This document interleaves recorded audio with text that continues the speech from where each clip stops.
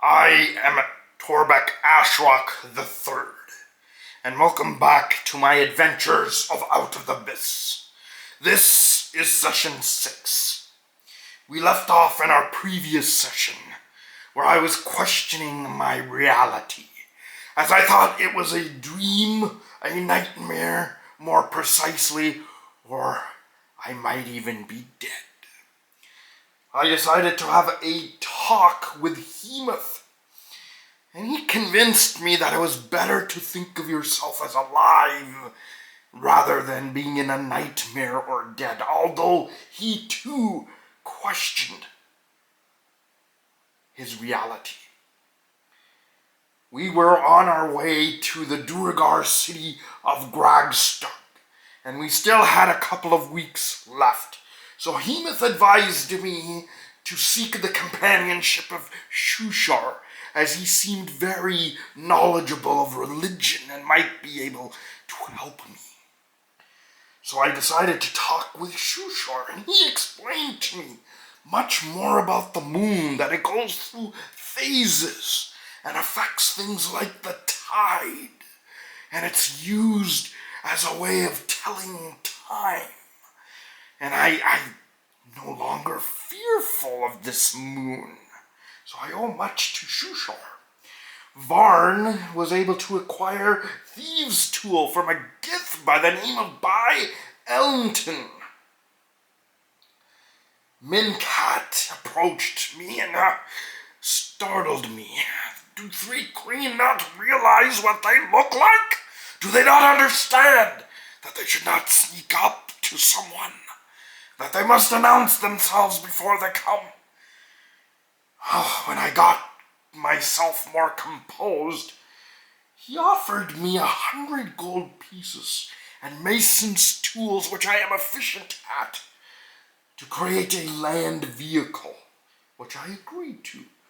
The rest of our group also helped. And we began working on this land vehicle that we were to call the Battle Chariot. At night I woke up, and I thought I heard a spider or something that sounded like a spider. And I turned and saw Varn asleep, but he was wearing a cape. I don't recall him having a cape, and it turned out the cape was alive and wouldn't get off Varn. Varn used psychic whispers to communicate with it, and it told us to leave it alone. It only wanted food. Varn was its food. As the rest of us were trying to figure out what to do, I decided that our only course of action was to try to forcefully rip it off, which I did. The cape turned out to be a cloaker, and we fought it. I was able to use my precious silvered warhammer, but I found I was quite clumsy with it. However, it still rung true. Ha-ha! A Duergar loves his warhammer. And I nailed it quite squarely, and the cloaker screamed. But it was a depressing tone, and it was frightful. We, for some reason, were overcome with fear, and the cloaker tried to attack us.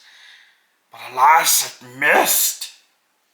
With Glabagul's help, I clumsily hit it again with my warhammer, and I shouted to Glabagul to jump on it, which he did.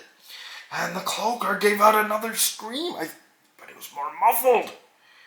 Finally, Mincat showed up, and Varn made some sort of a gesture. Next thing you know, this cloaker appeared to die of a heart attack.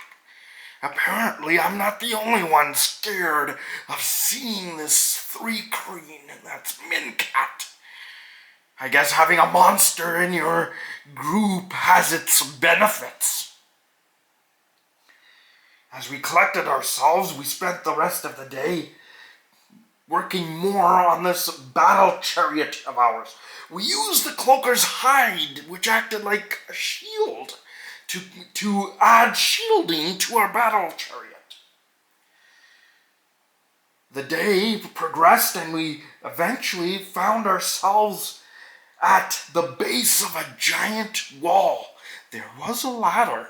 I decided to climb it, and out of nowhere a kobold came and cut the ladder. Luckily for me, Infernal, the consumer, our fire giant chef, caught me and broke my fall. We decided it was not wise to go up that wall, as we didn't know how many kobolds there were. We decided to look for an alternative route. As we continued on, we continued to work on our vehicle. Miniel continued to provide us with berries that sustained us. And remember, these berries give us enough water and sustenance that we are not hungry or thirsty. Varn managed to accidentally tear one of the doors apart. How do you accidentally tear a door apart, Varn? How many times must I show you? I guess you trust Duergar for these kinds of things. At night, we all seem to have the same vision. A gold dragon asking for its child back from Gragglestog, the Duergar city. You see, the Duergar were using the dragon, the younger dragon, to power the city as punishment for attacking them. And they wanted it to serve 1,000 years of helping to empower the city. However, it had only served 200.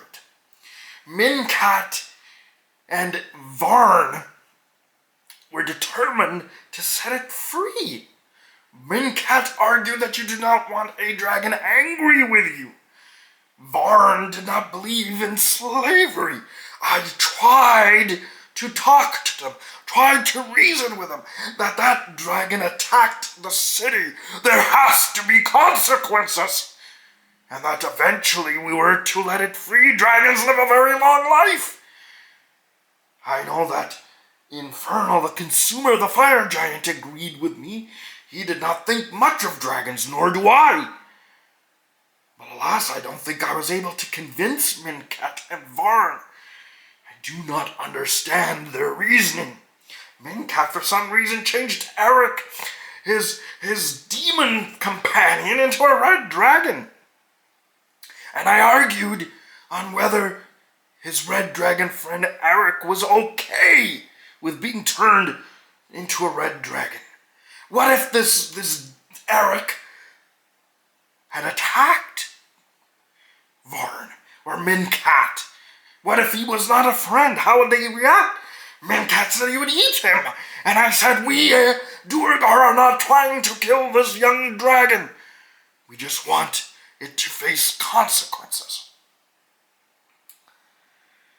Alas, we agreed that at night I would try to talk to this gold dragon if it again visited us in our sleep.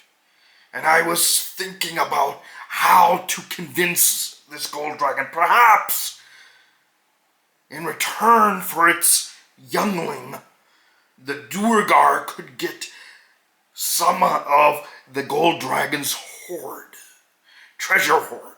However, I thought more, and I thought that would only entice the gold dragon to attack the Duergars quicker.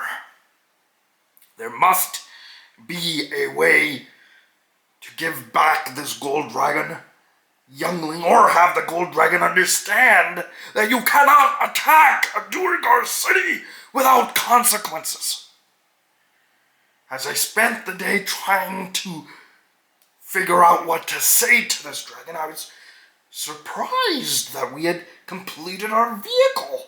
It included a cannon, a storage area, a light crossbow, and a battering ram. Our battle chariot is ready. Perhaps we don't need to even talk with this gold dragon. Perhaps we can use our battle wagon to send this gold dragon back from the pit it came from. However, I am certain Mincat and Varn will not agree with this plan. I must think more upon this. Join me next time, my friends, as we discover what this gold dragon has to say. Bye, and have a safe journey.